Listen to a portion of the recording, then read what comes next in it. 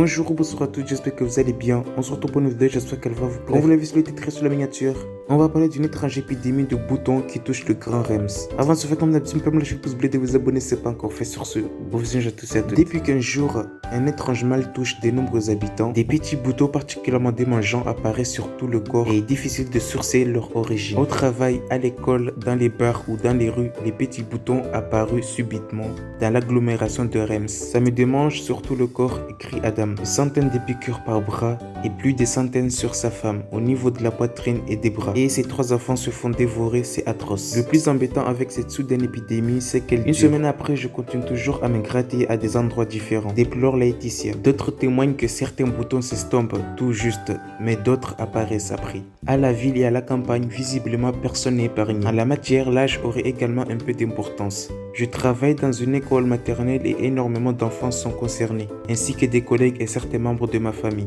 relate Enola. C'est pire dans les vignes. Les travailleurs de la vigne semblent toutefois être une cible de choix. Après une période de palissage, les bras des salariés sont rongés par les pustules. Ils n'arrivent plus à dormir de la nuit tellement ça gratte, témoigne le conjoint de Gwendoline.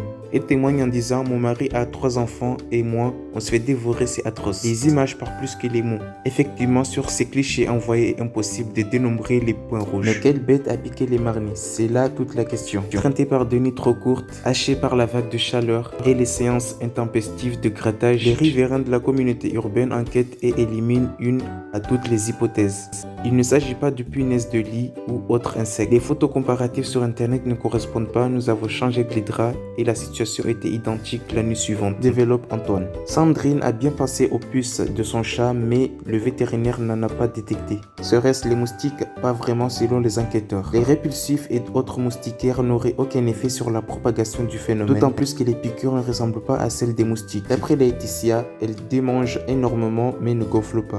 La bataille semble loin d'être gagnée, peu de traitements seraient efficaces pour soulager ces violentes démangeaisons. On a tout essayé, lavande, produits anti-moustiques, citronnelle, Abilon, rien n'y fait. Pire Nicolas, même la pommade de la pharmacie ne fait rien, se lamente Sabrina. Le pharmacien du Mont Arène propose des antihistaminiques et de la crème apaisante et ça fonctionne, promis juré. L'ARS réagit sans établir une certitude l'origine de cette vague de démangeaisons. L'agence de santé avance de ce sous. D'abord, la chenille processionnaire du chêne, cet insecte très urticant est présent en ce moment en milieu rural ou urbain à proximité des parcs ou jardins.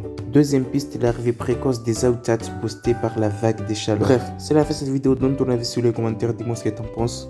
N'hésite pas à liker la vidéo, de t'abonner si ce n'est pas encore fait. Sur ce, on se retrouve très prochain pour une vidéo. Prenez soin de vous. À la prochaine.